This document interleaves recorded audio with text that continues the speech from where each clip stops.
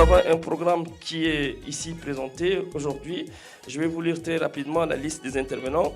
Alors, nous aurons en deuxième lieu, nous aurons une sourate du Coran qui sera présentée par Cheikh Ali Abdi. Nous allons observer une minute de silence en la mémoire des personnes qui ont été déportées et qui ont été réprimées et tuées. Il y aura en quatrième position Abdel Fattah Omar, introduction sur l'histoire du café de Paris. Donc c'est un café qui se trouve à Djibouti et qui était l'objet d'un attentat. Nous aurons également Mahdi Ibrahim Got, il va nous dérouler le contexte historique et la situation politique de l'époque en cette période. Il y aura également Hussein Ibrahim Homet. Il est le fondateur de Copernic, valeurs économiques et politiques de la République de Djibouti. Maki Oumed Gaba de l'ARD, exaction sur les organisations démocratiques à Djibouti. Malheureusement, nous n'aurons pas aujourd'hui, ce soir, Jean-Loup Lachal, qui est le président de l'ARD, une organisation qui s'active autour des droits de l'homme à Djibouti. Nous serons en compagnie également de M. Mohamed Khademi, que vous connaissez très bien, le président du Froud. Nous serons en 10e lieu, il y aura Hassan Abdi Aden. Il va intervenir depuis le Canada. En 11e position, il y aura Abdurrahman Mohamed Habib, collectif breton.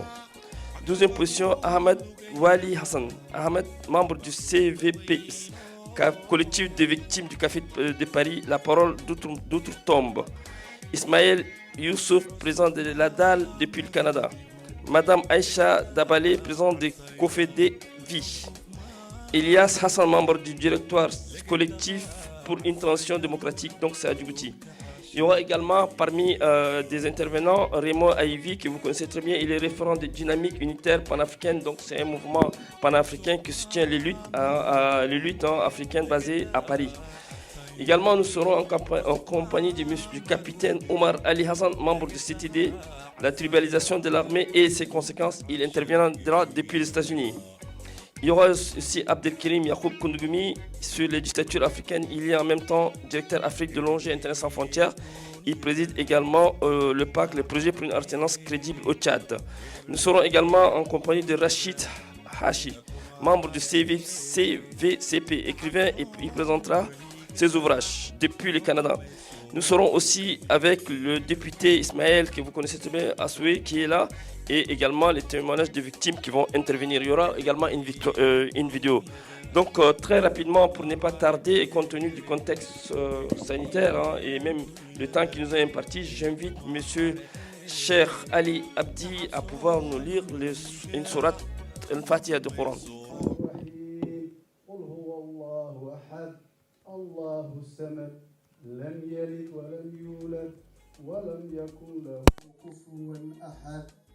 Mesdames, Mademoiselles, ces messieurs, d'abord je vais vous faire une brève présentation du collectif. Le collectif des victimes de l'attentat du Café de Paris est un porte-voix, je dis un porte-voix, pas le, parce que tout Djiboutien normalement doit intervenir, s'organiser pour répondre à toutes les exactions du gouvernement. Donc nous ne sommes pas le seul porte-voix, nous sommes un porte-voix de ceux qui ont souffert du terrorisme d'État que représente cet attentat. Rappelons-le, l'attentat du Café de Paris a eu lieu le 27 septembre 1990 dans la capitale de la République de Djibouti et a fait une victime, un enfant français de 9 ans et une dizaine de blessés, en majorité des expatriés français. L'État s'est servi de ce prétexte pour accuser la communauté Gadeboursi de Djibouti d'être derrière ces crimes. Depuis plus de 30 ans, une chape de plomb empêche une enquête sérieuse de faire la lumière sur cette tragédie. Pire, le système djiboutien compte sur la peur et la honte des victimes, mais aussi sur le silence coupable de ceux qui furent témoins de cette tragédie pour empêcher les langues de se délier. C'est pour cette raison que le CVCP, le collectif pour les victimes du Café de Paris, s'est constitué pour perpétuer la mémoire de cette tragédie, dans un premier temps, de solliciter une enquête impartiale pour qu'enfin justice soit faite et que les victimes et leurs familles soient indemnisées. et enfin que la communauté djiboutienne soit réhabilitée, parce qu'elle a été présentée comme les ennemis de la République, dans les médias à maintes fois. Malheureusement, dans ce temps-là, il n'y avait qu'un seul média. Il n'y avait pas de Facebook, il n'y avait pas d'autres médias à Djibouti, et la population n'écoutait que ce qui se disait à la radio et à la seule télévision du gouvernement. Et ça a trompé beaucoup de nos compatriotes qui ont cru et qui ont accusé à tort la communauté djiboutienne et qui se sont tus parce que certains pensaient que c'était vrai. La tragédie du café de Paris, disons-le, comme elle est, a été orchestrée, exploitée par le régime djiboutien à des fins politiques, notamment pour annihiler la communauté djiboutienne, la Kaïda-Boursi de Djibouti. Cette méthode digne de l'époque stalinienne avait pour but de créer la psychose, la peur entre les Djiboutiens. Ce qu'il faut bien comprendre, c'est que ceci est un crime d'État. C'est le gouvernement de cette époque, avec tous ses membres, je dis bien tous ses membres, qu'ils soient au courant ou pas, qui a commis ces crimes au nom de tous les Djiboutiens. Et nous sommes tous Djiboutiens, en quelque sorte coupables, parce qu'ils ont commis à notre nom et nous n'avons pas réagi dans le temps. Ce qui a amené ou autorisé le gouvernement à perpétrer d'autres crimes et massacres, comme les massacres d'Arhiba, comme celui de Boulduro. Et ces différents massacres ou ces différents crimes continueront tant que les Djiboutiens ne comprennent pas qu'ils sont une seule famille, que ce pays leur appartient tous et qu'ils doivent se protéger tous. Ce gouvernement qui n'est pas élu, qui a pris le pouvoir par force, va exploiter les Djiboutiens en division, va toujours, pour museler les quelques personnes qui veulent réagir, si la population ne dit pas non, si nous tous ne disons pas non. Donc, notre silence a été toujours coupable. Donc, il est temps que les Djiboutiens comprennent qu'il faut réagir. Je vous en remercie. Pour avoir plus de détails sur le massacre ou les tortures qu'ont subi cette communauté, je vous invite à visiter le Facebook du CVCP Djibouti ou le site cvcpdjibouti.com. Vous aurez plus de détails. Les différentes tortures, des témoignages. On va vous projeter aussi un témoignage vidéo d'un vieux qui a été torturé par le colon pour lutter contre le colonialisme, pour avoir l'indépendance. Et après l'indépendance, il a été torturé sous les travaux dont il a été victime. Je vous en remercie. Inclusif de Djibouti et ça nous inquiète. Et merci aussi d'avoir fait un parallèle avec la répression à Arhiba, qui fait partie aussi effectivement du lot de répression qu'on peut imputer au régime d'Ismaël Omar Guelleh, malheureusement qui avait la complicité de la communauté internationale. J'invite M. Mahdi Ibrahim God, qui vient de l'Angleterre, pour nous expliquer un peu le contexte historique et situation politique djiboutienne.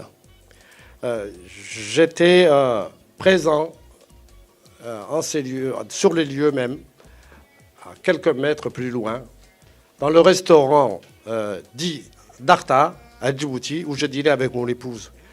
Mais quelques minutes avant, j'étais sur cette terrasse qui a été l'objet même d'une tragédie à l'encontre d'une communauté. Je ne m'attendais pas à ce moment-là, quand nous avions quitté les lieux par peur, après avoir vu le sang sur la chaussée et sur cette terrasse du bar. Je ne m'attendais pas à ce que ma propre communauté soit considérée comme coupable. Coupable contre la République, coupable de son pays, coupable de détruire ma petite République qui importe plus que tout autre, que je sois à l'extérieur ou dans les pays voisins, mais c'est mon pays que j'ai ressenti ce jour-là dans la souffrance, la peur, l'indignation. J'ai eu la chance, par la suite, d'avoir une quelconque explication, elle ne m'a pas satisfaite en fait, d'un colonel qui s'appelait M. Colonel Bourgeon, conseiller du président de la République de l'époque, M. Hassan Goulet d'Abtidon, qui m'avait appelé dans son domicile un après-midi et qui m'avait dit, écoutez M. Mahdi, nous avons une guérilla ici, à la frontière, Guédé-Boursi, nous allons subir, et votre communauté va subir cette répression, tout simplement, nous ne pouvons rien faire, mais seulement trouver des sages pour que des missiles soient lancés depuis le Yada, et vous devez comprendre que nous sommes tous sur le même bateau. Pourquoi je vous rappelle ça? Tout simplement parce que cette situation est intervenue dans un cadre régional en ébullition. Vous avez certainement entendu parler de ce qu'on appelle l'IGAD, qui est, pour moi, à ce jour, une association de malfaiteurs des chefs d'État qui ne grandissent pas l'Afrique, et encore moins l'Afrique de l'Est. Normalement, l'IGAD était destiné, lors de sa création en 1987, de pouvoir nourrir sa population, de combattre la sécheresse et la famine, et de parvenir à ce que l'Afrique de l'Est puisse se développer et se construire dans le respect de ses frontières. Malheureusement, avec l'aide des puissances étrangères, l'IGAD s'est transformé en organe politique, dont le siège se trouve à Djibouti. Pourquoi seulement Djibouti? Parce que le dictateur de Djibouti, aussi petit soit notre pays, aime ce qu'on appelle la présidence, aime être président de tout. Et c'est pour cette raison, ça c'est donc un ministre italien qui m'a dit, mais votre président, il adore ça. Vous pouvez même l'appeler à demander à ce qu'il soit président des toilettes. Il va accepter. Et malheureusement, Hassan Goulet a été le facteur de trouble de la région. Il en a participé énormément pour casser la Somalie, qui était une puissance forte. Cette tragédie survient justement lorsque la Somalie a été cassée avec son soutien par l'Éthiopie et par le Kenya. Bien sûr, il y avait derrière les grandes puissances internationales qui étaient là. Elles gênaient cette république. Et la Somalie devait être dépiécée. Dépiécée en ce sens même que des guerres de communautés s'emballaient dans nos régions voisines, notamment le nord de la Somalie, ce qu'on appelle aujourd'hui le Somaliland. Et c'est dans cet aspect meurtrier que Djibouti en profitait elle aussi, d'avoir son parc de gâteaux. Seulement, les choses ne se sont pas passées telles qu'il voulait. D'où des guerres de tribus. Bon, plutôt Somalie. Les affaires à ce moment-là ne faisaient pas encore la guerre. Et c'est dans ce contexte-là qu'il y a ce contexte qui a influé cette histoire de bombe. Malheureusement, Hassan Goulet n'a pas su protéger sa population. C'était sa population, c'était son peuple. Et c'est ça, il a failli à ses responsabilités. Par contre, il a endossé l'accusation en appuyant sur ce qu'on peut dire le champignon pour essayer de faire avouer à ces pauvres victimes des choses dont ils ne sont pas responsables. J'ai eu encore la chance de rencontrer d'autres, après ces massacres. De toute façon, la France a refusé que cette bombe soit posée par une communauté toute seule. Qu'ils aient fait un complot en se concertant pour nuire à la République.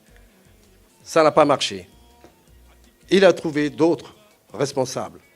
Et j'ai eu la chance de faire plusieurs voyages en prison où j'ai discuté avec ceux qui ont été arrêtés dans le cadre de cet attentat. J'ai posé des questions.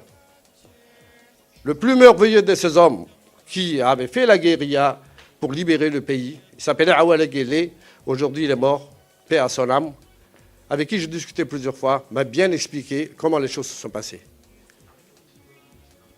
Il a dit, voilà, lors de la guerre de libération, j'étais dans le nord de la Somalie, et c'est cette même communauté torturée, tuée, massacrée, violée, qui nous aidait à combattre le régime, en nous donnant leur cheptel, en nous cachant, en nous aidant. Et il dit, je suis tellement écœuré de voir le comportement de Hassan Goulet et d'Ismaël Omar Guelleh. Awale Guelleh m'a dit, ben maintenant il est décédé, il a été tué lui-même, il m'a dit, je te promets que si je sors vivant de cette prison, je tuerai Ismaël Omar. Et si il meurt avant moi, je tuerai celui qui l'aurait tué. Donc, vous voyez un peu la gravité de cette histoire tragique.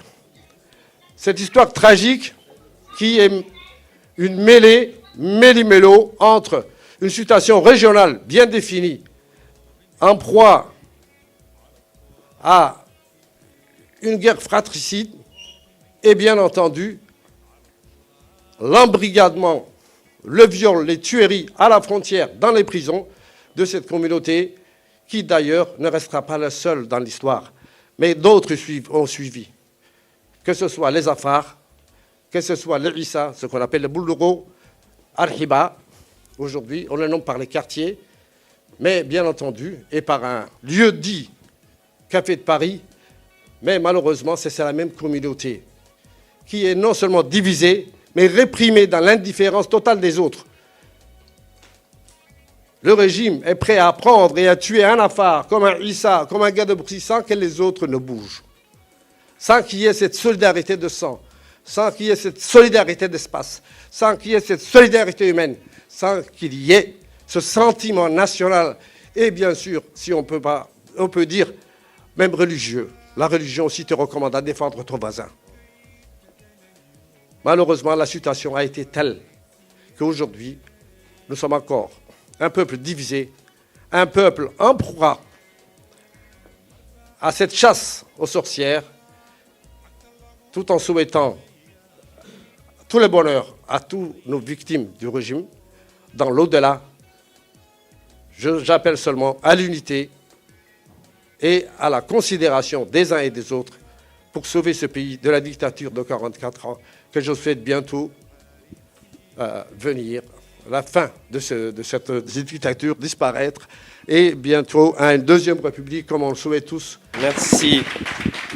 Merci Mahdi. On continue. Maki Oumed Gaba, si tu es là. Djibouti, par rapport à d'autres pays africains, c'est l'un des derniers pays à acquérir l'indépendance. C'était en 1977. Pourquoi aussi tardivement? Parce que c'était un tout petit territoire que la France avait réussi à faire tout petit pour que, à l'intérieur, les populations qui habitent soient très, très nombreuses et pas suffisamment fortes pour demander par la force, revendiquer par la force l'indépendance. Heureusement, le contexte régional et avec le soutien de l'Union à l'époque de l'OUA ont fait qu'on a réussi à avoir l'indépendance, mais Djibouti était parti pour être une Antille à la française. Ça ne s'est pas fait passer comme ça. Nous avons réussi à avoir notre indépendance. Donc Djibouti a eu tardivement l'indépendance. Mais après l'indépendance encore, Djibouti a été encore en une situation très spécifique. Pendant 20 ans, Djibouti a été une dictature officielle. Aujourd'hui, comme aujourd'hui, l'Érythrée. C'est-à-dire un pays où il n'y a pas de parti politique, pas de syndicats, pas de cour de justice, pas de cour de compte même, rien. C'était un pays famille.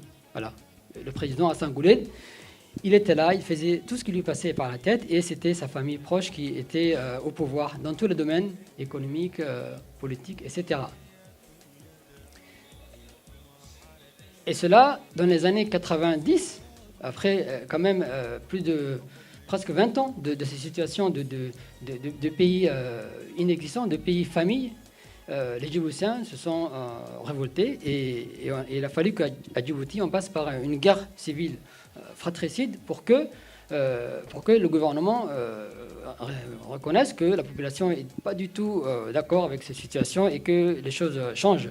Donc, Djibouti font partie des pays qui ont dû passer par une guerre civile qui a démarré dans les années 90, 91 exactement, et qui a abouti à changer certaines choses, mais pas toutes les choses. Le changement qui est intervenu à partir de là, c'est la Djibouti, deuxième étape. La Djibouti, après les années 91, où nous avons, même si c'est que du Virani, mais nous avons officiellement des partis politiques qui en retirent la légalité dès qu'ils font une action quelconque, des syndicats à qui on retire la légalité dès qu'ils font une action quelconque, du syndicalisme. Nous avons une Cour des comptes. Toujours suite à la guerre civile de Djibouti, le gouvernement a été obligé de lâcher ce minimum, la Cour des comptes, mais qui ne peut pas appeler à la barre les directeurs ou les ministres qui font l'œuvre de malversation, mais qui simplement existent pour donner le sentiment à la communauté internationale que les choses se font. Djibouti même a créé un système d'élection. Voilà. Bon, il y a des élections.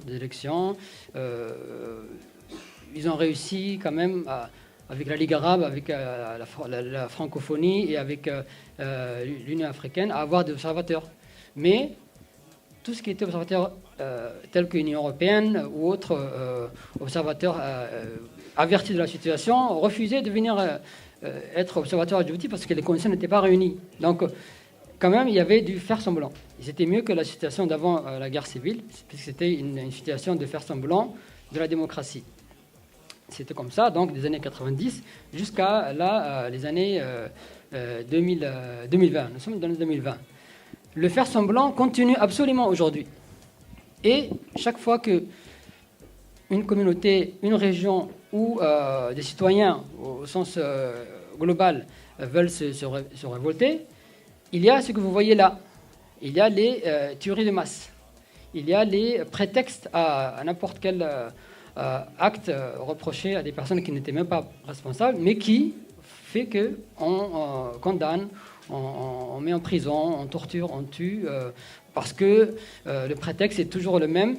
Ils ont porté atteinte à l'État, ils ont porté atteinte à l'armée, à l'honneur de l'armée. Et donc le massacre des Gadaboursiers de Djibouti en 90 est un exemple typique de ce qu'on veut montrer, qu'à Djibouti, c'est que la famille du président qui a le droit d'exister, de demander sa part de l'économie, de la politique, mais pas les autres. Donc les Gadaboursiers l'ont payé très cher en 1990. La communauté de langue afar à Djibouti, à Arhiba en 91, pareil, c'était en décembre, 18 décembre, elle a payé très cher. De même, une communauté de la région de Djibouti, dite des Bouldro, c'est une région dans Balbala, la banlieue nord de Djibouti. Pareil, elle a payé très cher, c'était en 97 et en 95. Et ça, c'est une façon pour le régime de Djibouti de montrer que même si nous faisons semblant d'ouvrir les vannes, de faire semblant de faire la démocratie, eh bien, la réalité, c'est pas ça. Si vous bougez, nous sommes toujours là pour vous réprimer. Et c'est ça, Djibouti. Hélas, nous sommes toujours 23 400 km², nous sommes toujours même pas 1 million d'habitants. Et donc, notre pays, notre population est très, très facilement contrôlée par le régime de Djibouti. Qui plus est, plus grave encore, là, c'est un aspect des choses que vraiment les non-djiboutiens ne connaissent pas.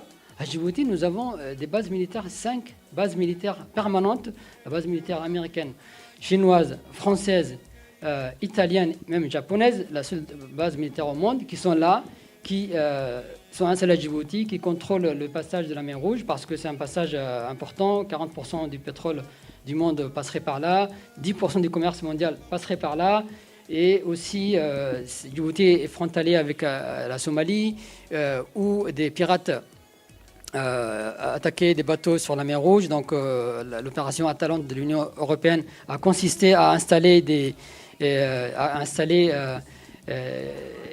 une action concertée de l'Union européenne à Djibouti pour surveiller donc les pirates somaliens. Il y a aussi Djibouti est entouré de pays comme la Somalie, mais aussi le Yémen et le Soudan plus bas.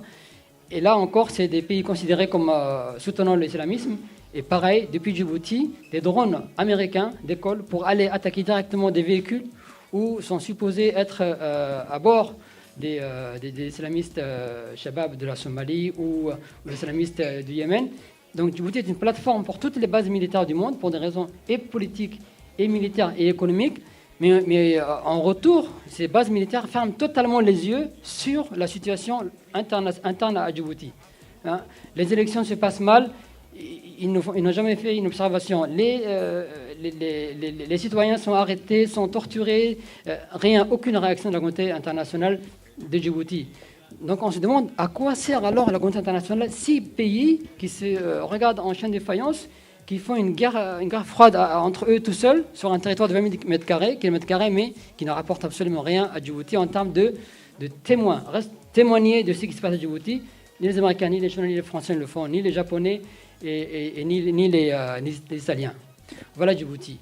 Donc c'est pourquoi nous, Djiboutiens, nous sommes vraiment heureux que nos camarades africains, panafricains, soient présents avec nous pour que nous ne soyons pas tous seuls face à ces situations qui n'ont pas d'issue. Et il nous reste aujourd'hui vraiment que notre courage et notre volonté de continuer pour nous battre. Et donc nous continuons la lutte aujourd'hui. Donc entre Djiboutiens, nous avons continué à réfléchir et nous avons décidé de créer une grande union de l'opposition djiboutienne.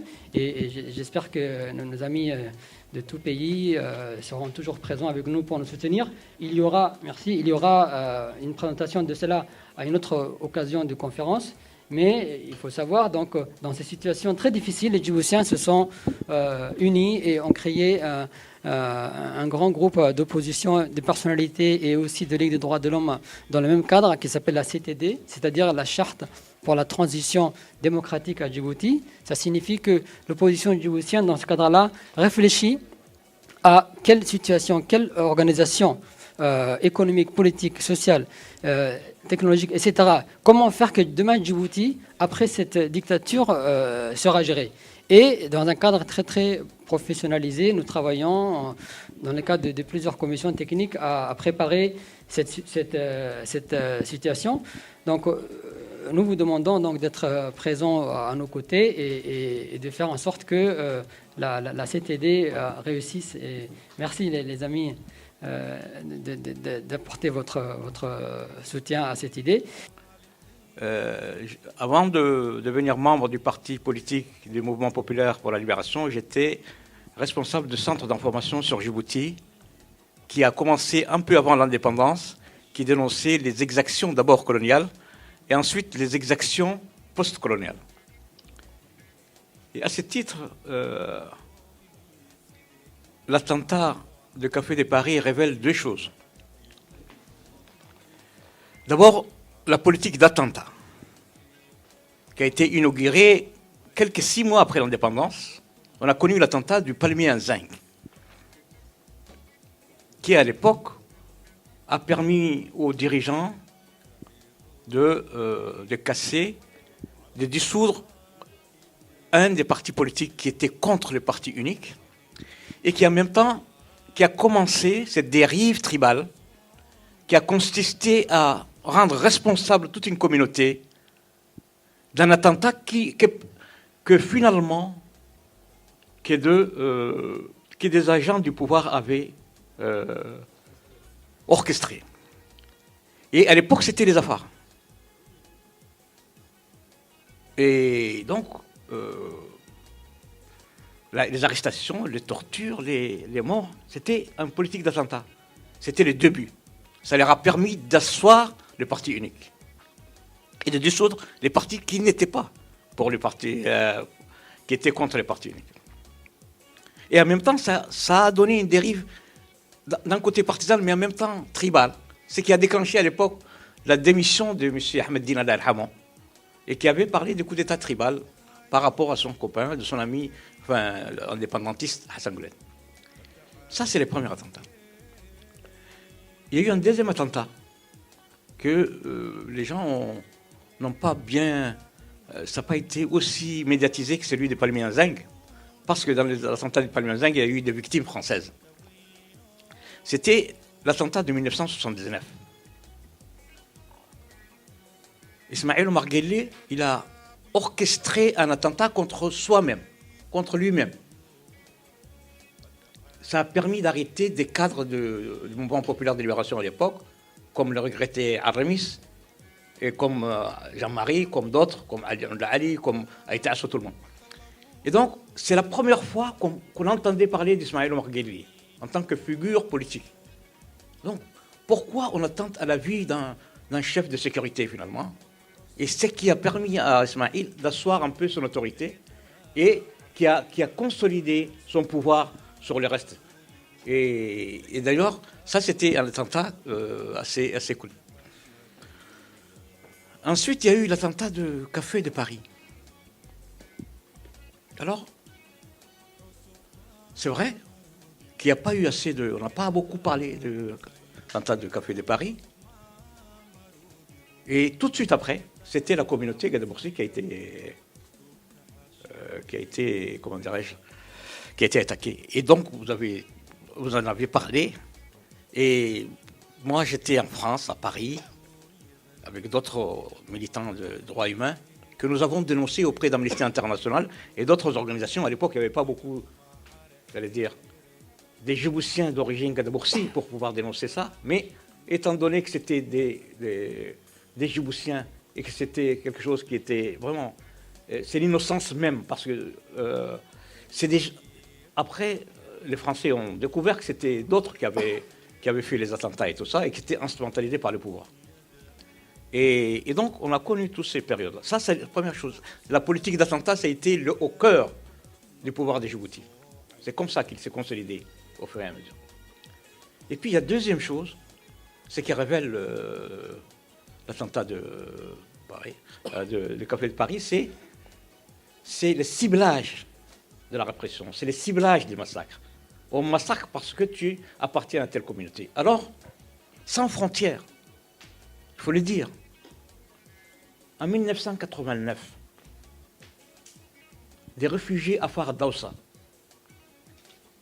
qui étaient à Borama, et pour fuir le conflit entre les SNM et les forces somaliennes à l'époque, se sont dit, on va rentrer chez nous. Et ils ont voulu passer par Djibouti en disant, à Djibouti quand même, il y a des ministres afars. Il y a même des ministres Issa qu'on connaît depuis longtemps. Donc on va passer à Djibouti. Qu'est-ce qu'ils ont fait? À Barisli, à la frontière de l'Ouganda, les nomades Issa qui vivent là-bas, leur ont donné à manger. Mais tout de suite après, il y a 2 ou 3 voitures qui arrivent du camp Charles Ousmane et qui massacrent ces gens-là. 48 morts sur place. Il y a eu quelques rescapés que personnellement, j'ai pu discuter avec un des rescapés que j'ai trouvé adopté en Éthiopie. Et ça, ces gens-là, allez savoir, c'est leur appartenance ethnique. Et un an avant eux, 1988, il y avait des réfugiés d'Aoussa aussi d'Éthiopie qui étaient massacrés, dont le cheikh Aïfala. Et bon, ça paraît exhaustif, mais c'est très important pour que vous compreniez. Et il y a eu des Oromos. Personne n'en a parlé. En 1988, entre Wea et Randa, et j'allais dire entre Wea et Arta, des jardiniers, des bergers, des gardiens des maisons ont été massacrés par les SDS.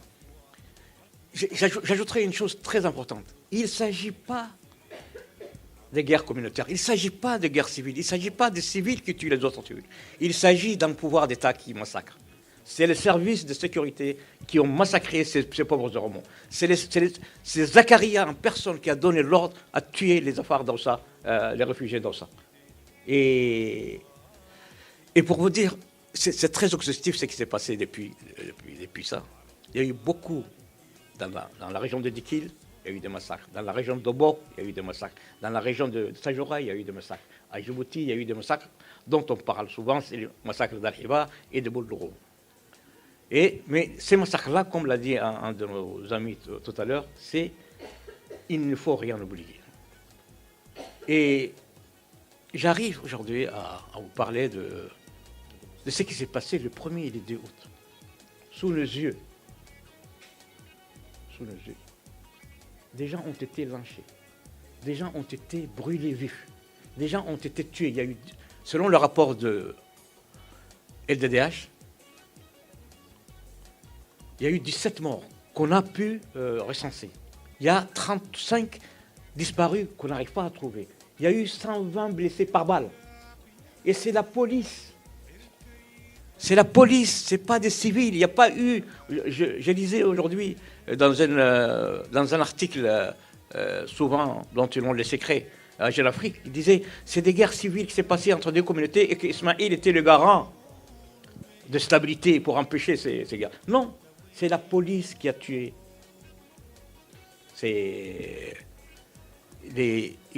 La communauté ciblée, c'était les Afars.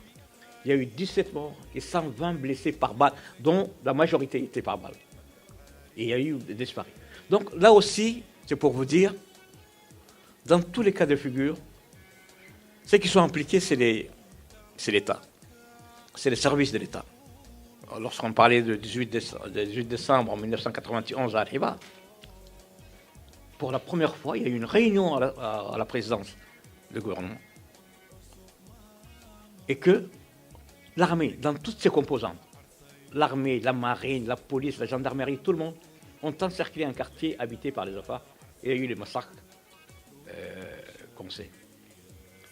Et donc, dans tous ces cas de figure, c'est qui nous montre que c'est l'État qui est en cause. Et c'est l'impunité qui est aujourd'hui toujours... Et alors, moi, je voulais là, ici, rendre hommage quand même à tous ces défenseurs des droits humains qui, dans des conditions les plus difficiles, essayent de dénoncer cela parce que ce n'est pas facile du tout. Parce que le premier à avoir créé la Ligue djiboutienne des droits humains, c'était Mohamed Hamad Souley. Et ces garçons, à l'époque où on n'en parlait pas, il n'y avait pas de réseaux sociaux, il a dénoncé au péril de sa vie. Et qu'est-ce qui s'est passé? 2 de ses frères ont été tués pour l'empêcher de dénoncer tout ça. Ça, c'est vraiment, c'est des gens à qui il faut rendre hommage. Comme d'ailleurs Jean-Paul Noël, qui a été en prison à plusieurs reprises parce qu'il a dénoncé les massacres. Il a dénoncé le charnier du Daï. Ici est présent Kamil Mohamed Ahmed Kaddi Kabir, qui fait partie des gens qui ont amené des témoignages parce qu'il a fallu être emprisonné en disant vous avez dit des faux témoignages. Et donc tous les parents des victimes ont signé en disant qu'effectivement les gens des charniers, c'était les nôtres. Donc il y a eu Jean-Paul Noël, le regretté, qui a vraiment rendu un service éminent. Là, il y a aussi Omar Ali Iwado. Alors, ces garçons, je les ai connus en 1980. Moi, j'ai terminé mes études, je venais de France.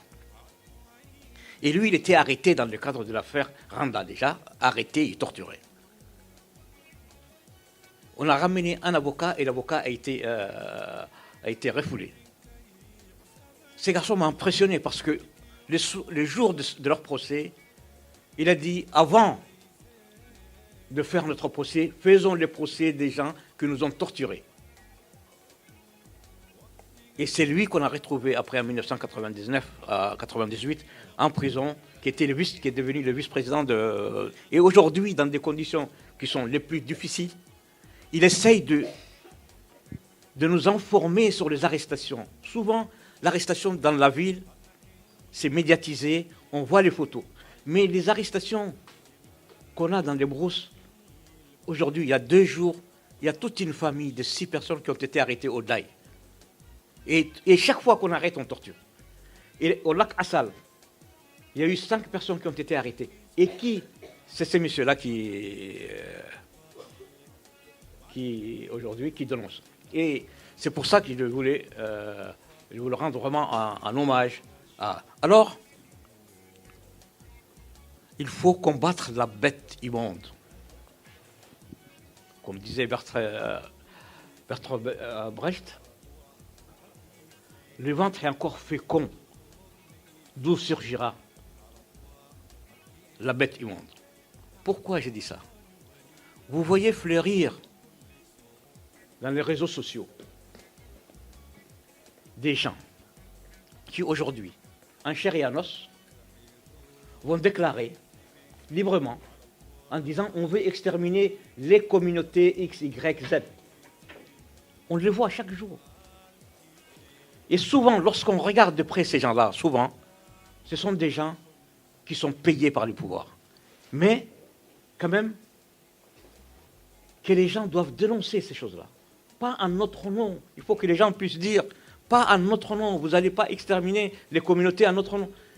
Cette bête immonde est toujours là, qu'il est souvent utilisé par le pouvoir. Alors, je crois que la question des droits humains, c'est fondamental. Bien sûr, les violations des droits humains ne s'arrêteront pas tant que ce régime-là sera en place, parce que c'est quelque chose, c'est-à-dire, ces pouvoirs est congénitalement violent et congénitalement responsable des violations des droits humains. On ne peut pas.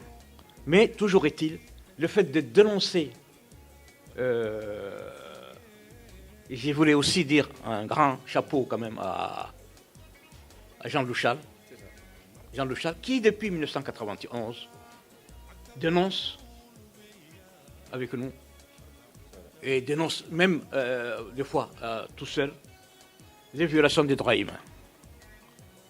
Et excusez-moi de peu, mais je ne vais pas aussi passer sous silence, parce qu'elle est mon épouse, le rôle d'Aïcha Dabale dans les dénonciations des violations des droits humains. Et c'est grâce à leur grève de la faim en 2016 qu'ils ont obtenu la première résolution du Parlement européen pour dénoncer les violences à Djibouti, les violations des droits humains et les violences faites aux femmes, et que le Parlement européen demande une enquête internationale des Nations Unies sur les violences faites aux femmes. Merci beaucoup, Mohamed Kadimi. Vient du paradis puisque je suis déjà mort prématurément. Mon nom est Ali Issa Dagawene. Je suis né le 28/08/1944 à Djibouti. Je suis mort à 49 ans, à la suite des tortures subies injustement dans mon propre pays un 27 septembre 1990. Pourtant, ce pays, Djibouti, mon pays, son indépendance, j'y avais dansé. Parce que seulement Gadaboursi, mon appartenance ethnique naturelle, j'y suis mort. Ce récit d'outre-tombe dont je partage avec vous ici présents et d'ailleurs est une reconnaissance aujourd'hui parce que je suis au paradis, contrairement à mes tortionnaires. Ma mort, un accident? Non. Un hasard de la vie? Non. Une mort naturelle? Non. Une mort programmée? Oui. Une mort imposée? Oui. Torturé, violé, violenté, par un instant de répit, je retrouve tous les autres membres de ma famille.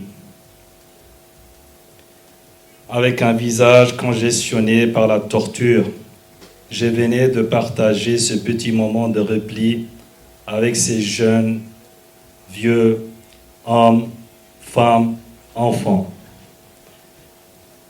Ils avaient subi le même sort que moi, des supplices de la balançoire infernale aux bras et pieds ligotés, toujours avec la serviette de toilette imbibée d'alcool et d'eau, en passant par le cassage des parties génitaux. Oui, je dis bien par le cassage des parties génitaux, avec des gourdins et autres morceaux de tuyaux renforcés par du fer à béton.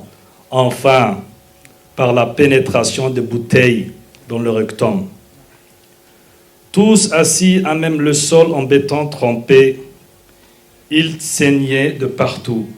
J'avais passé mon bras sur l'épaule de ce jeune neveu travailleur dont la vie et des parents aisés qui tremblaient de peur en attendant les séances suivantes de cette opération macabre. C'est en échangeant quelques propos qu'un oncle m'avait suggéré son besoin de prendre quelques minutes pour récupérer. Il me proposa de dire que les armes et autres engins mortels de Gadaboursi se trouvaient dans la maison de sa belle-mère, située au quartier 7 bis. Les gendarmes, ces tortionnaires, maîtres de cet enfer dénommé Villa Christophe, nous crurent et c'est menotté que nous fûmes conduits sur le champ dans ces demeures. Quoique surpris et imaginant le sort réservé à ma tribu, la tante de mon compagnon et ses enfants furent bousculés, giflés et battus pendant une fouille de plus d'1 heure.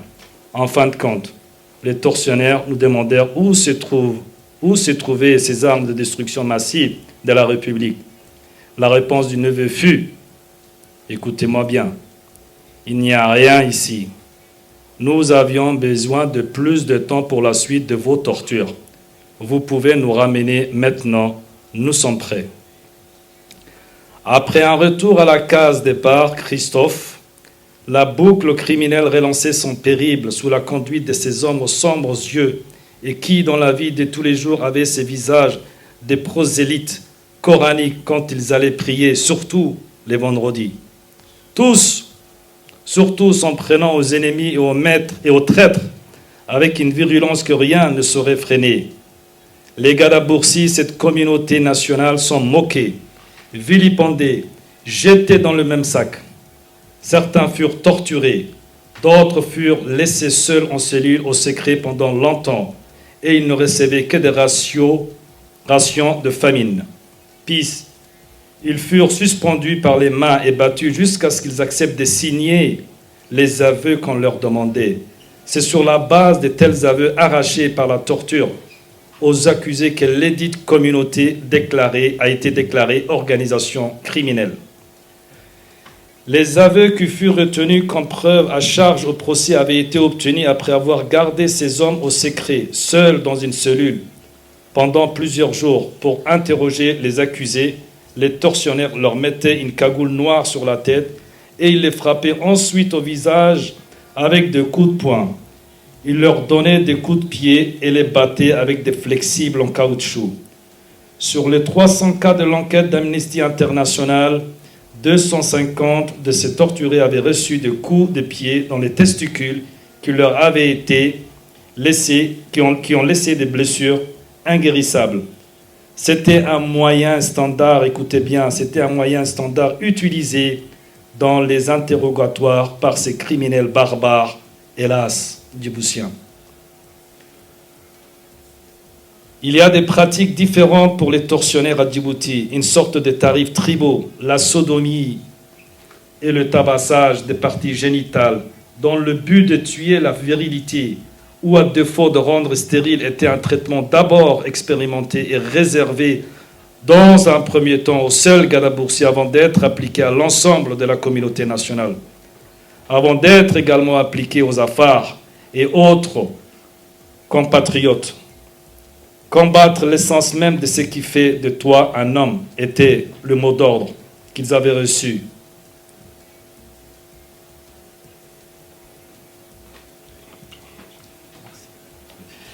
Je vais conclure en énumérant les gens qui ont été victimes l'ancien président français François Mitterrand avait une phrase qui disait « Je veux écrire, écrire, écrire pour ne pas laisser écrire les autres ». Il est tout à fait scandaleux que l'État djiboutien refuse de s'excuser officiellement et de demander le pardon et d'exprimer sa repentance. Pour finir, je vais conclure ainsi. Je suis ressuscité le temps de cette commémoration à travers ces témoignages d'outre-temps. Et je dis une chose à mes tortionnaires, je vous attends assis sur mon trône au paradis. Et croyez-moi, l'enfer qui vous attend est au-delà de ce que vous avez pu commettre et de ce que vous avez pu imaginer. Je vous remercie.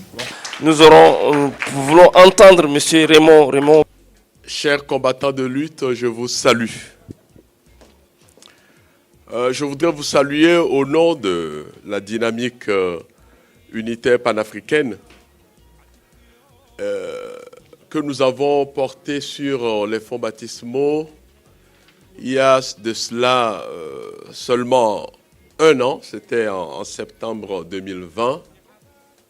Mais c'est tout un processus qui a commencé depuis bien longtemps par la plateforme panafricaine et d'autres, la Ligue Umoja, le mouvement fédéraliste. Et puisque le diagnostic est partagé que nous avons les mêmes problèmes en Afrique noire francophone surtout, il est de bon temps de pouvoir mutualiser nos énergies, nos efforts, nos forces.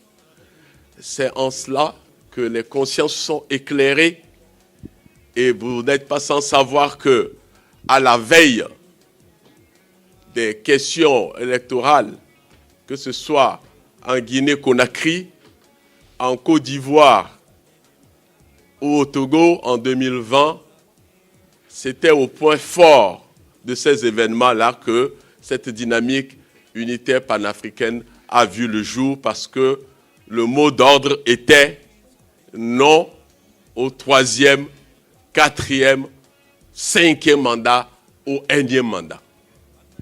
J'ai cru comprendre que à Djibouti, on en est déjà au 5e mandat. Au Togo, on en est au 4e.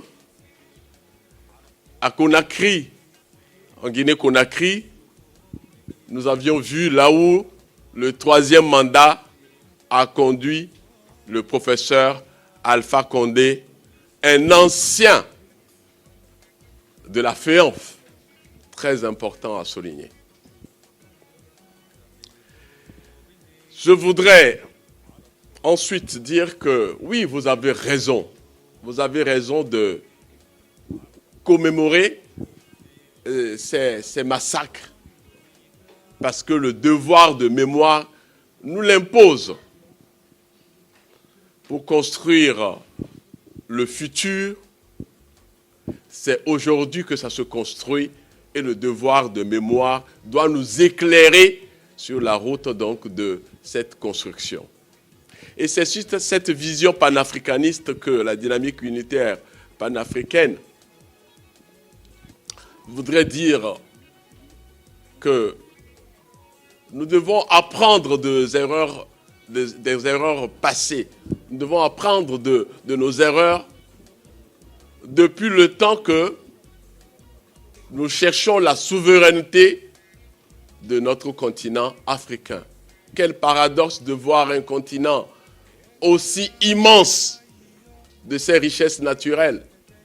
Et il n'y a de ressources que d'hommes aussi immenses de ses ressources humaines, mais où l'extrême pauvreté tutoie la misère.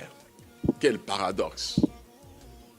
Nous devons dire non, parce que quand on refuse, on dit non, dirait donc l'autre. Je voudrais enfin inviter, et c'est ce pourquoi surtout je suis là ce soir, inviter mes frères djiboutiens, mes frères africains à investir les commissions parce que la dynamique panafricaine, la dynamique unitaire panafricaine, son mot d'ordre, c'est la co-construction. Parler de la dictature en Afrique en 5-10 minutes, c'est pas possible.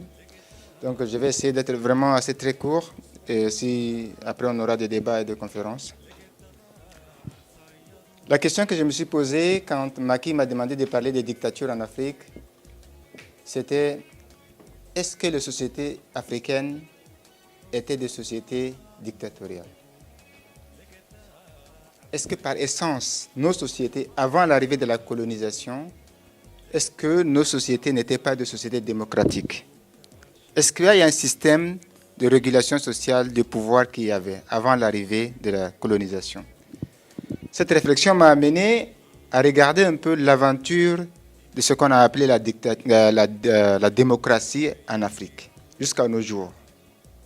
Quand on essaye de regarder ces parcours, on constate finalement, en tout cas ce que j'ai constaté, que la dictature, la vraie dictature, a commencé en Afrique avec la colonisation. Le système colonial est un système dictatorial. Pourquoi je dis cela? Parce que j'ai essayé de voir les piliers de la dictature. Aujourd'hui, dans nos pays, les 5 piliers qui permettent aujourd'hui de pérenniser, d'imposer ces systèmes à nos populations, c'est exactement la même chose que le système colonial. Et comment la population africaine s'est organisée, s'est battue pour pouvoir s'émanciper de cela? J'ai regardé, au début, ce n'était pas des manifestations, des partis politiques, non. C'était la littérature, nos écrivains, nos artistes, nos chanteurs.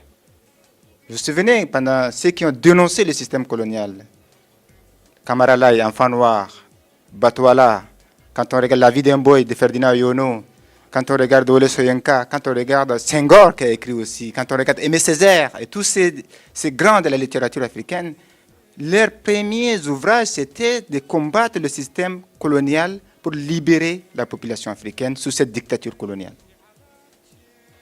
Et ça a abouti. Ils se sont battus. Et normalement, après les indépendances, devaient naître des États, des pays où se réalisera le rêve d'émancipation, de développement, de liberté et d'une Afrique libre et souveraine. Mais seulement, les colonisateurs n'ont pas pensé ça. En nous donnant ces indépendances, et quand ils ont constaté, quand vous regardez les 5 premières années après les indépendances, il y a quand même une vivacité, une vitalité démocratique qui s'est émancée avec les syndicats qui ont émergé, les partis politiques commençaient à naître. Mais juste après, il y a eu un retour de bâton. Je crois que quand les colons ont constaté, les ex-pays colonisateurs, quand ils ont constaté que ces États étaient en train de s'émanciper et que ce n'est pas ce qu'ils ont pensé, ils nous ont imposé un autre système pour faire de nos États des pays où l'ex-colon peut toujours continuer à appliquer, à pratiquer la captation de nos ressources minières, minéralières et tout le reste et avoir le contrôle de ces États-là. C'est ce système qui a amené le retour du colonialisme par des Africains qui se sont on appelle excellents en la matière, c'est-à-dire en étant des dictateurs africains, sous le contrôle des ex-colons. Quand on vous regardez un peu le parcours ou l'émergence ou l'arrivée ou la durée de ces dictateurs, c'est toujours par la grâce de la complaisance des ex-colons. Mais quand on regarde de 1960 à 1990, les 30 premières années après les indépendances, on a commencé d'abord par les syndicats qui ont commencé à apparaître, puis après les régimes autoritaires qui commencent à arriver, avec le contrôle d'ex-colons. Il y a eu quand même des leaders africains qui se sont battus contre cela.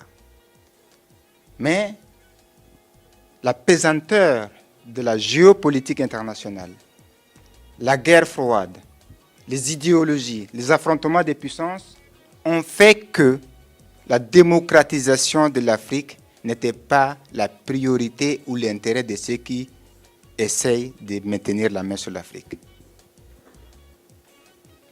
Nous avons perdu beaucoup de leaders sur tous les pays africains. Je ne parle pas seulement de Tchad. Ainsi arriva le système de partis uniques qui ont dominé l'Afrique. Je crois qu'en 1990, après 30 ans des indépendances, le nombre de coups d'État qu'il y a eu en Afrique, le nombre de rébellions qu'il y a eu en Afrique, le nombre de soulèvements, quand vous calculez, c'est énorme. C'était le seul moyen de pouvoir arriver à un changement de pouvoir ou d'alternance. Le système des élections ne marchait pas. Mais à partir de la chute du mur de Berlin, en 1990, jusqu'à aujourd'hui, il y a un petit vent d'espoir qui a soufflé en Afrique.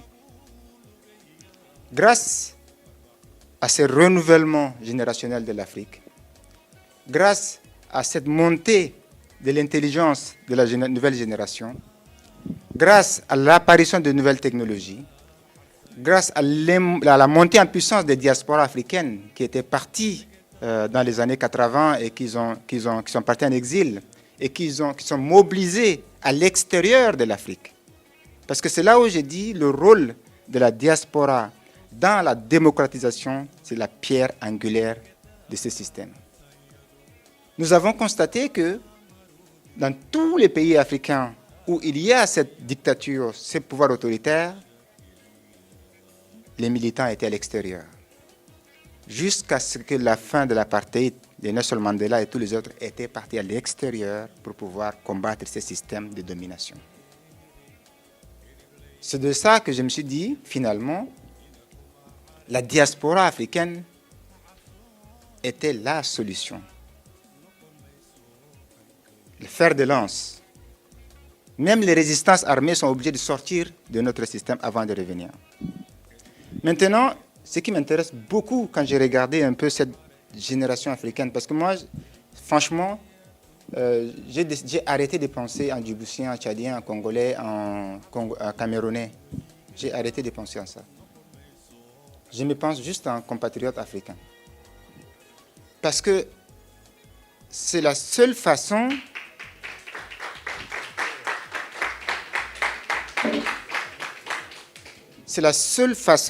dont on pourra répondre à ce qui se passe en ce moment en Afrique. Donc je disais, avec ce discours de la Baule, comme il pensait toujours que c'est la France qui a demandé aux chefs d'État africains de démocratiser, de faire des ouvertures démocratiques. En fait, c'est faux. C'est absolument faux. Ils ont constaté que la jeunesse africaine était en train d'arriver, que du fin fond de l'Afrique, ce désir d'émancipation, de révolte de cette nouvelle génération était en train d'arriver. Et ils ont voulu anticiper parce qu'ils ont vu la vague venir. Et ils se sont appropriés comme si c'était la France et les autres puissances ont voulu que, en fait, la démocratisation de l'Afrique. C'est absolument faux. Si c'était de leur volonté, il n'y aura jamais de démocratisation de l'Afrique. Donc, ce qui est encore plus important à noter, parce qu'on ne peut pas faire l'état des lieux de la démocratie en Afrique en ce moment, mais il y a 3 espoirs depuis 1990, de 30 années. Le bilan n'est pas noir. Pourquoi? Parce que de 90 à 2021, quand on fait la somme des processus qui se déroulent en Afrique, il y a 600 élections présidentielles et législatives qui ont eu lieu en Afrique. 600. Donc cela montre que finalement, les coups d'État, qui étaient le seul moyen de pouvoir changer le pouvoir, ont diminué. Je crois que c'est très... Maintenant, en Afrique, quand on regarde le nombre de coups d'État, ça commence à revenir, mais ça a diminué. Donc, les Africains ont commencé aussi à s'approprier de ces systèmes, mais seulement sur les 600 élections, parce que j'ai un peu regardé c'est quoi finalement le bilan, 600 élections, 54 pays africains, finalement on se retrouve seulement avec 16 pays dits à peu près démocratiques.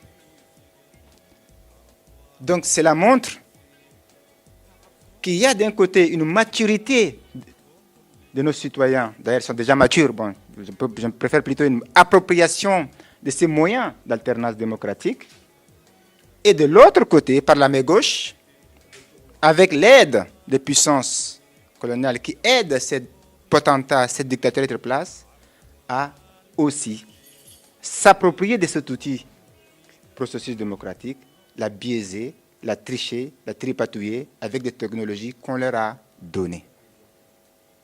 Donc finalement, on se retrouve dans une situation actuellement de l'Afrique où les institutions africaines sont dominées, contrôlées par la majorité de ces États qui ne sont pas démocratiques et qui sont pratiquement autoritaires.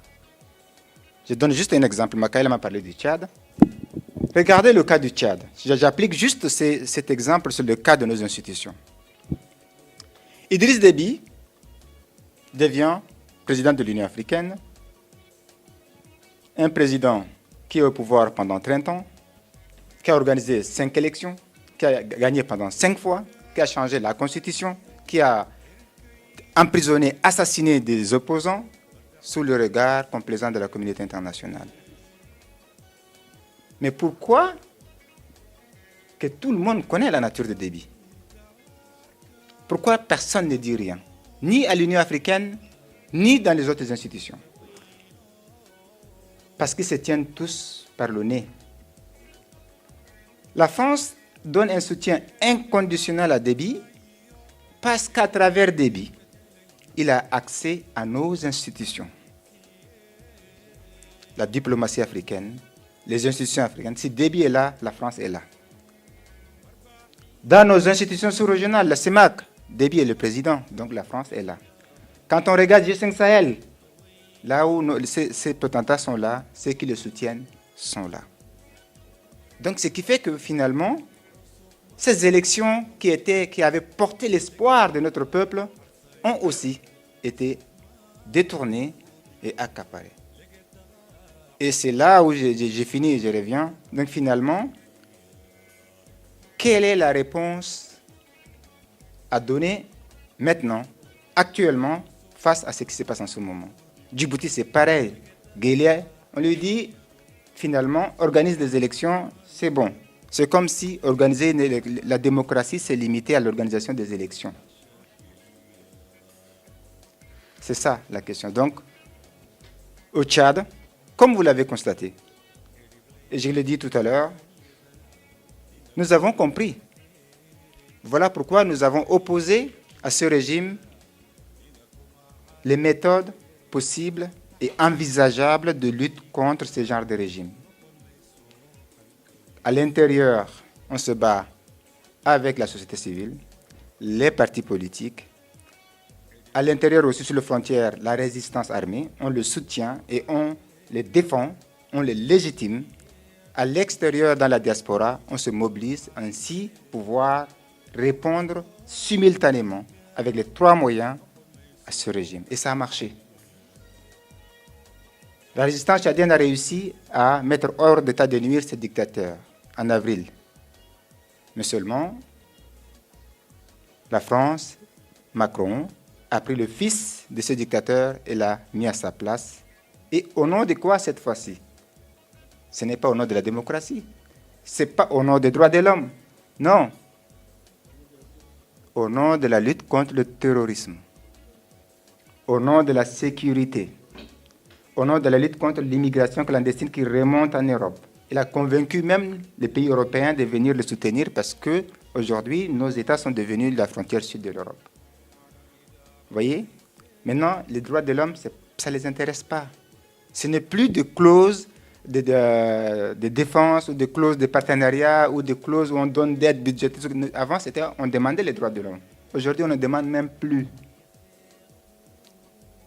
Finalement, est-ce que la question que je me suis posée à la fin, quand on regarde les 54 pays africains, où on a une trentaine de pays qui, à peu près, ça fonctionne, vingtaine de pays qui sont toujours les mêmes et ça ne bouge plus, même ça devient pire, les coups d'État reviennent en Afrique et dans tout ça, la bataille, la géopolitique internationale est en train de se passer en ce moment. C'est-à-dire que les gens sont en train de vouloir morceler l'Afrique. La Chine, la Russie, la France, les États-Unis sont en train de se battre pour pouvoir se partager l'Afrique à nouveau. Donc du coup, finalement, pour conclure, après un siècle, on est de retour à la conférence de Berlin. Vous vous souvenez de 1884, à la deuxième conférence de Berlin qu'on est en train d'assister en ce moment. Donc maintenant, c'est à nous, Africains, cette nouvelle génération qui, grâce à Internet, grâce à la connectivité, ont permis de nous rencontrer, de mutualiser nos forces, de nous parler, de nous connaître, de partager nos idées, nos batailles, de nous intéresser les uns et les autres. Et de cette naissance, cette renaissance de liens entre Africains, naîtra la forme de la libération, de la lutte de la libération de l'Afrique qui arrive. Dépendra de la réponse globale. Parce que Djibouti ne se libérera jamais seul. Le Tchad ne se libérera jamais seul. Le Congo, le Gabon, Guinée, jamais. Donc, c'est de ça que ça se pose. Voilà l'état de la dictature en Afrique. Et je suis sûr que d'ici 5 ans, on ne sera pas là en train de parler, mais peut-être on sera à Djibouti pour en parler d'autres choses. Ce que j'ai vu, c'est de la violence, rien que de la violence. Mais vous savez, l'ensemble des personnes qui ont témoigné ici ont exprimé leur état d'âme, ce qui les ont frappés, ce qui a poussé certains d'ailleurs à exiler. C'est douloureux.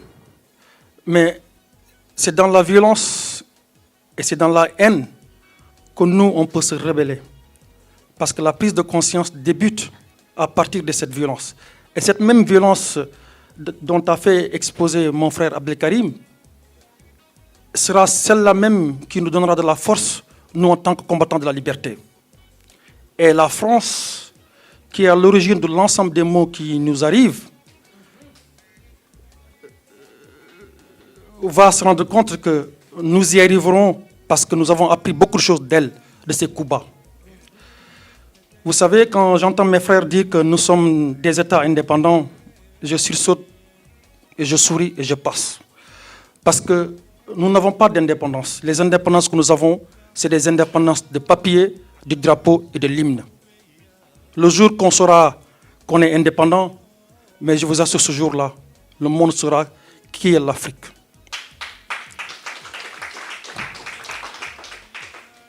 Quand je vois certains me parler des régimes militaires, notamment celui du Mali, celui de l'actuelle Guinée-Conakry, on pose plus souvent des questions sur l'Afrique Média TV. Mimo, qu'est-ce que tu en penses de ces coups d'État? Moi, je pense que s'il faut faire 40 000 coups d'État en Afrique par jour, nous en ferons 40 000 plus 1. Tant que ces chefs d'État que l'on dépose chez nous comme des pantins, à qui on coupe les oreilles pour qu'ils n'écoutent pas le peuple, et à qui on coupe la langue pour qu'ils ne parlent pas au peuple, et qui détropicalisent les avoirs et les connaissances du pays vers la France et vers l'Occident, nous ferons des coups d'État. Maintenant, faire des coups d'État, c'est bien beau. Il faudra, en ce moment-là, comme j'ai l'habitude de le dire, la vocation d'un militaire, ce n'est pas de rester dans un palais présidentiel. Au contraire, la vocation d'un militaire, c'est justement de rester dans un palais, de rester dans un camp qui lui est dédié. Mais à partir du moment où nos présidents pantins bâillonnent le peuple, à partir du moment où ces présidents humilient le peuple, le devoir d'un militaire à ce moment-là, c'est de revenir avec force, avec dynamisme et rehausser la démocratie. Ce que je pense, pour être franc et sincère par rapport à ma participation, j'ai pensé que ma participation devrait, c'est un devoir, servir à quelque chose et apporter quelque chose au débat, sinon ça ne servait à rien que je me déplace à partir de chez moi. Je pense que le fait que nous faisons des collectifs différents contre un système, le même système, et pour une oppression, la même oppression, et contre des Djiboutiens, les mêmes Djiboutiens, je trouve que c'est un éparpillement, c'est c'est un éparpillement de nos forces. Et aujourd'hui, nous avons plus que jamais besoin d'optimiser nos ressources et de faire converger nos forces pour pouvoir avoir gain de cause. J'avais bien écouté tous les discours et j'avais même pris note. Vous pouvez vous rendre compte à quel point ma participation ici était un acte citoyen sérieux. Et donc, j'ai retenu dans les discours de Abdou Fattah, il parlait d'un vieux qui avait participé au combat contre le colon et qui avait été torturé pour ce beau pays qui s'appelle Djibouti, mais qui malheureusement pour lui, par la suite, s'est fait encore torturer pour cet état qu'il a fait naître par son sang et sa souffrance. Je vais continuer plus loin pour être concret. Nous le vivons, nous, Djiboutiens, mais aussi nos amis panafricains. Il arrive qu'un opposant soit malmené à l'intérieur du pays parce qu'il combattait le système, parce qu'il voulait un changement, parce qu'il voulait la démocratie, parce qu'il voulait la justice pour les siens. Et puis, il finit par quitter le pays parce qu'à un moment donné, c'est sa vie qui est en jeu. Il s'amène ici, et là, il rencontre une autre forme d'oppression et d'attaque. Et de qui? De la part des autres opposants, ses amis, ses frères de lutte. Il se fait torturer, il se fait traîner dans la boue, sa dignité, son honneur. Après, il ne sait plus où donner la tête. Ça arrive ou je suis en train d'inventer? Est-ce que ça arrive ou je suis en train d'inventer? Ça arrive. Entre nous, il faut qu'on se dise la vérité. Pour des histoires de différence de clans ou simplement pour une histoire de jalousie tout à fait humaine et tout à fait normale et compréhensible. Donc ce sont des choses qui existent. Je reviendrai à la question des collectifs et je dirais nous avons plusieurs collectifs. Et croyez-moi, tant que ce régime sera en place, on en aura d'autres. Et d'ailleurs, il y en a certains même qui m'ont dit si jamais ma communauté est touchée, wallahi qu'il y ait un seul mort, je mettrai en place mon collectif. Donc vous voyez, il y a d'autres collectifs qui sont en cours de chemin. À la fin, on ira à toutes les invitations que vous aurez bien l'amabilité de nous faire parvenir, et nous, on sera là, ça c'est promis. Moi, si on m'appelle pour telle injustice qui a été commise par le système contre telle communauté djiboutienne, ça je vous le dis, hein, je serai là. D'ailleurs, j'étais là depuis le début. Mais je parle d'une vision et d'un objectif qui véritablement est noble. Et je pense que nous avons non seulement les capacités, mais aussi nous avons les compétences pour aller jusqu'à cette unité et faire converger nos forces. Vous savez, lorsqu'on est tué, lorsqu'on est torturé, on est classé dans une case de victime et c'est très grave. Être opprimé, déjà, c'est grave. Mais il y a quelque chose de plus grave. Traîner derrière toi le sentiment d'injustice, la douleur de la répression, ça c'est plus grave. Ça c'est plus grave. Parce que le mal, il arrive, ça dure peut-être quelques jours, un mois, peut-être une année, ou je ne sais pas, mais ça finit. La main du système, elle te tape et un jour, tu arrives à t'enfuir. Ou elle passe à autre chose. Mais ce qui est grave, c'est le fait que ce sentiment de victime véritablement nous accompagne. Moi, ce que je propose, c'est qu'on prenne nos responsabilités, tous ensemble bien sûr, de telle sorte à sortir de la position de victime vers une position où nous allons véritablement construire quelque chose ensemble, où il y a quelque chose de tout à fait humain.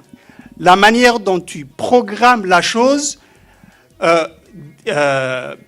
te permet la vision, en fait. Si tu te places dans la peau de la victime, tu vas... le maximum que tu attendras, c'est qu'on te fasse justice. Le système, il peut te faire justice, ne serait-ce que pour t'acheter pour les élections prochaines. Et ça s'arrête là. Donc, nous avons véritablement besoin d'un projet. Et c'est obligatoire que ce projet de convergence se passe, qu'on n'assiste pas à des commémorations éparses, mais qu'on arrive à assister à une grande commémoration bien coordonnée qui parle véritablement une langue d'un niveau beaucoup plus élevé et beaucoup plus supérieur, parce que la globalité se trouve dans le particulier aussi. La division viendra des collectifs, je vous le dis, si déjà elle n'existe pas. Et on ne va pas s'intéresser, nous aurons tendance à nous intéresser des détails, à l'organisation de la commémoration de telle communauté. Ça s'est bien passé. Hein. Il y avait même des ministres qui étaient là. Subhanallah, ça s'est bien passé. Ils sont nuls, ceux-là. Tu as vu les autres, leur commémoration, comment elle se fait? Elle se fait de telle façon-là. Eh bien, ceux-là, ils ne quittent pas le pays. Ceux-là, ils font ceci, ceux-là.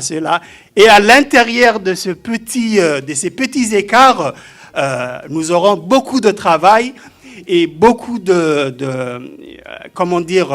un travail inutile, je vais dire. C'est pour ça que l'unité, la tendance vers l'unité, c'est quelque chose de difficile. Honnêtement, c'est quelque chose de difficile, mais c'est nettement, ça génère nettement moins de souffrance que les divisions. Les divisions, ça génère beaucoup de contradictions, de souffrances à l'infini. La tendance vers l'unité, ça engendre une seule petite souffrance, celle de se dire « je dois y arriver » et à la fin on arrive. Quand on a fini d'écouter de telles interventions, on a du mal à s'exprimer, et surtout lorsqu'il y a des exactions, des crimes, des emprisonnements, des musellements. Franchement, on a du mal à parler. La seule chose à dire, moi, en tant qu'Amazone, c'est que levons-nous et allons vers ceux-là qui nous empêchent de dormir, de rêver, qui nous empêchent de vivre librement, d'exprimer librement nos opinions. Donc moi, ce que je peux dire ce soir, c'est d'inviter les Djiboutiens,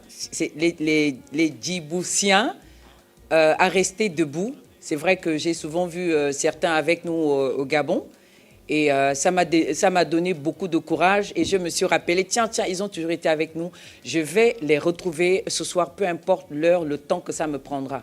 Parce que c'est de belles personnes, c'est de bonnes personnes, elles se battent pour une cause noble. Je me bats pour cette cause, pour mon pays et pour d'autres pays. Pourquoi ne pas me joindre à ces personnes-là? Donc pour moi, le seul message, c'est que, sincèrement, pour moi, la France, c'est le malheur de l'Afrique. J'ai jamais rêvé de faire un discours ou bien d'entrer dans la politique. C'est le seul truc que j'ai détesté. Mais je suis obligé parce qu'il y a mes frères qui sont assassinés. La communauté Gadaboursi, la communauté Afa, la communauté arabe, et tous les Djiboutiens.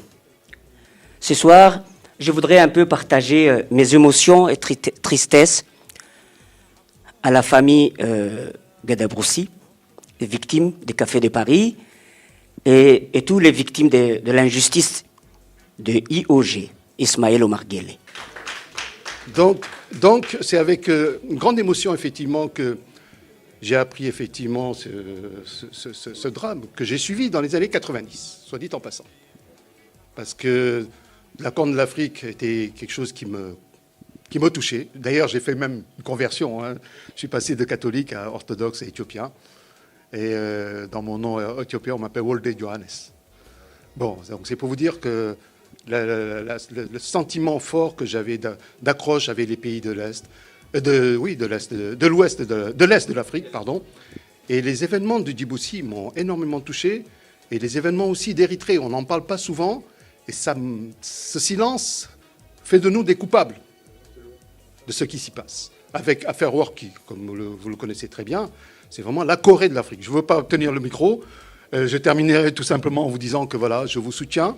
Et que par contre, ce que je vous demande, comme dit le dicton, l'union fait la force, je demande à toute la communauté, et ça c'est vraiment un principe de base ce qui me tient à cœur, à ce que vous rejoigniez la communauté panafricaine, parce que seul, vous ne gagnerez pas. Il vous faut rejoindre la communauté africaine et qu'on fasse une plateforme revendicative commune, qu'on sache que quand on touche un Djiboutien, on a touché un Capverdien, on a touché un Malien, on a touché, etc., etc. Et que l'isolement fait de vous finalement une proie.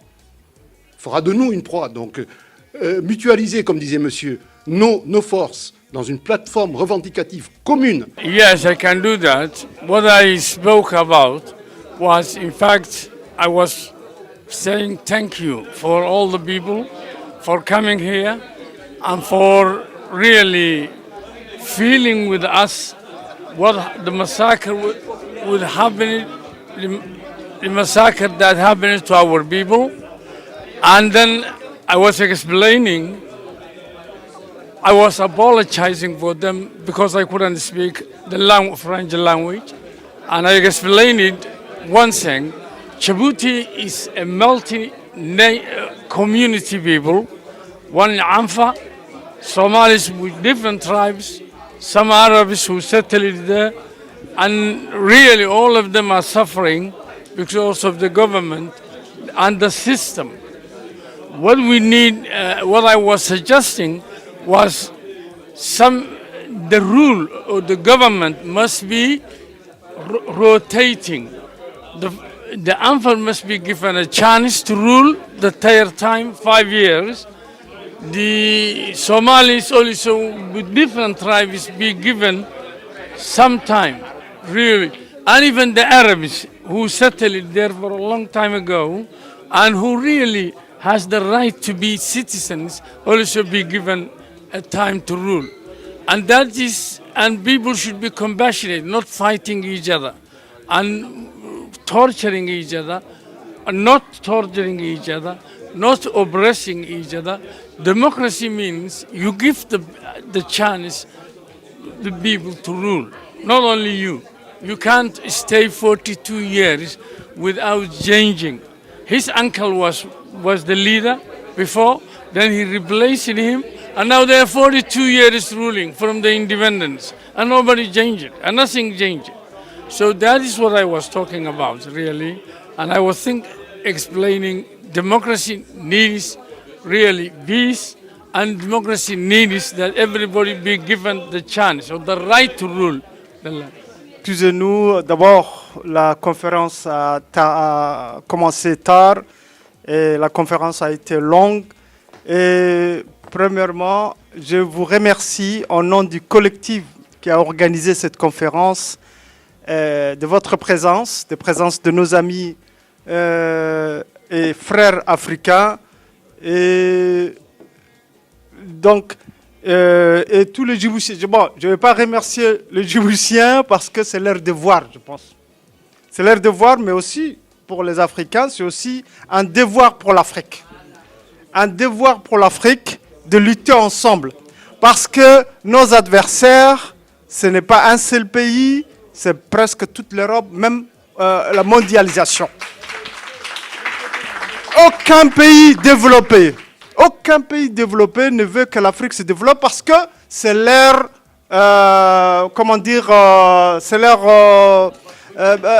c'est leur ressource. C'est pour ça qu'ils se développent. Donc aucun pays ne peut couper l'herbe sous la...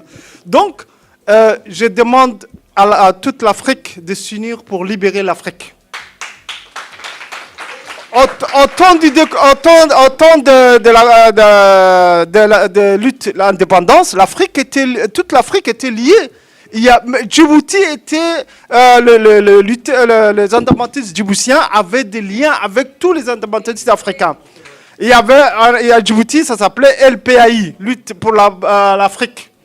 Donc nous allons Djibouti, les Djiboutiens ne sont pas encore, je pense, très poussés dans l'union de la diaspora africaine, et nous allons corriger ces tirs. Nous allons retrouver nos frères. J'ai dit un dernier mot pour les Djiboutiens. Je rappelle seulement les mots du député Ismaïl. Nous sommes unis pour chasser le colon. Il faut s'unir pour chasser les dictateurs sanguinaires. Les Djiboutiens doivent retrouver l'ambiance d'avant l'indépendance. Voilà. Merci beaucoup. Je vous remercie encore beaucoup.